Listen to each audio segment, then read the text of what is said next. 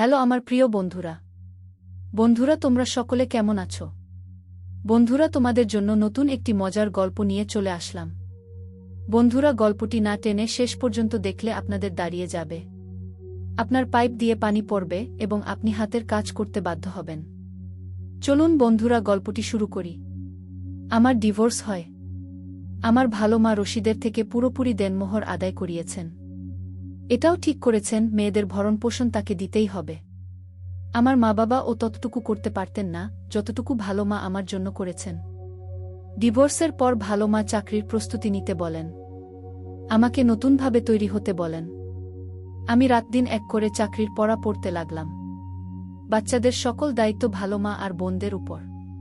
শুধু ছোট বেবিটাকে খাওয়ার সময় আমি খাওয়াই। ছোট থেকে যেমন রাত করে পড়লে মা যত্ন করতেন, তেমনি ভালো মা কফি বা চা বানিয়ে আমার জন্য ফ্লাস্কে রেখে দিতেন, যাতে গলা শুকিয়ে গেলে ভিজিয়ে নিতে পারি, এনার্জি পাই। পড়তে পড়তে যখন ঘুমিয়ে পড়তাম, মেয়ে তখন কেঁদে উঠলে ভালো মা তাড়াতাড়ি এসে সামলাতেন। অগোছালো আমির গায়ের কাপড় ঠিক করে দিতেন, বালিশ ছাড়া ঘুমালে মাথায় বালিশ দিয়ে দিতেন।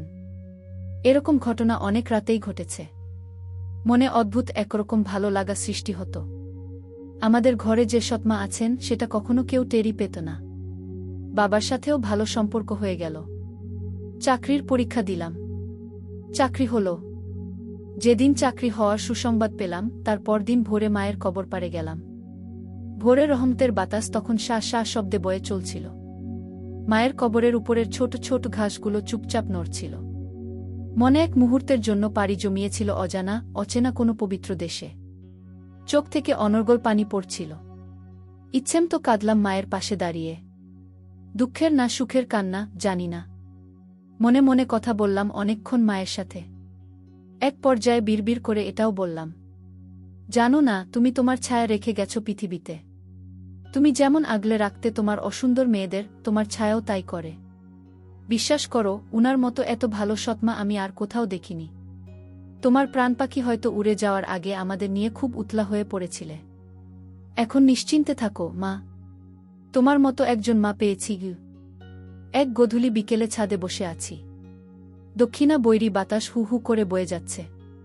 বাতাসে যেন শীত দ্বিগুণ বাড়ছে। ভালো মা বসে বসে কি একটা বই পড়ছেন। আমি তার পাশে গিয়ে বসলাম। বললাম, ভালো মা একটা কথা বলবো? তিনি হাসি মুখে বললেন, বলো গো। আমি বললাম, সৎমায়েরা তো এত ভালো হয় না। তুমি অন্যরকম কেন? আমার কথা শুনে তিনি স্থির দৃষ্টিতে দূর আকাশের কোদালিয়া মেঘের দিকে তাকিয়ে থাকলেন।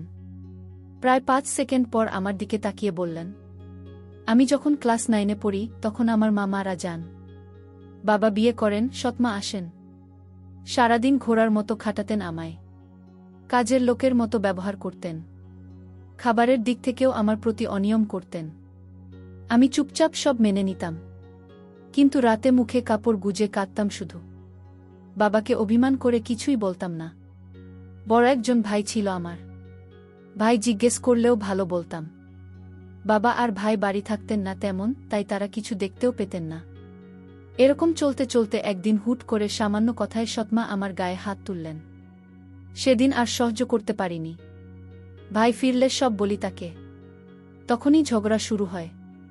ভাই আমাকে নিয়ে আলাদা হয়। আলাদা ঘরে থাকি, আলাদা খাই।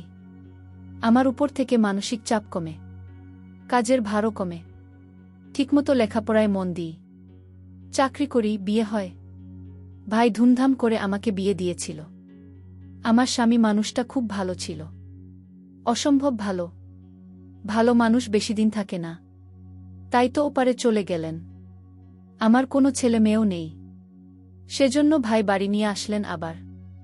হঠাৎ একদিন তোমার বাবার সাথে বিয়ের প্রস্তাব আসে আমার ভাইয়ের কাছে। আমি ঠিক করেছিলাম আর কখনোই বিয়ে করব না। কিন্তু যখন শুনলাম 5টা মাহারা মেয়ের কথা, তখন আর না বলিনি। আমি রাজি হই। মূলত তোমাদের জন্যই রাজি, যাতে অন্য কোনো সৎমা না আসতে পারে তোমাদের ঘরে গিয়ে। এতটুকু বলে মুখে মমতার হাসি টেনে আমার দিকে তাকালেন। আমি এই মুহূর্তে নীরব শ্রোতা। কিছু বলার ভাষা নেই। এত ভালো কি করে উনি? ভালো মা এবার আমার হাত ধরলেন। তার ভাবভঙ্গি দেখে স্পষ্ট বোঝা যাচ্ছে তিনি আমাকে কিছু বলবেন। অপেক্ষা করলাম। তিনি বললেন, আমার একটা ভাইপো আছে, হুজুর মানুষ। তার সাথে তোমার বিয়ে ঠিক করব ভাবছি অনেক দিন থেকে। তুমি ডিভোর্সি শুনে সে নিজ থেকেই তোমাকে বিয়ে করতে চাচ্ছে। খুব আল্লাহভীরু মানুষ, আল্লাহর জন্যই তোমাকে বিয়ে করতে চাচ্ছে। তুমি চাইলে তোমার মেয়েদের সাথে নিয়ে যেতে পারো, আবার আমাদের কাছেও রেখে যেতে পারো। সব তোমার ইচ্ছে, কোনো রকম চাপ নেই। তুমি কি রাজি হবে? এতদিনে মানুষটাকে যেভাবে চিনেছি, উনি আমার বা আমার বোনদের ভালো ছাড়া কখনোই ক্ষতি চাননি, চাইতে পারেন না। আমি বললাম, রাজি আছি। বিয়ে হলো এক শুক্রবারে। আমার পরে আরও 2 বোনের বিয়ে হলো। এখন ঘরে একটা বোন আছে, শুধু ভার্সিটিতে পড়ে। ভালো মা সব বোনের ছোটখাটো একটা চাকরি ধরিয়ে তারপর বিয়ে দিয়েছেন।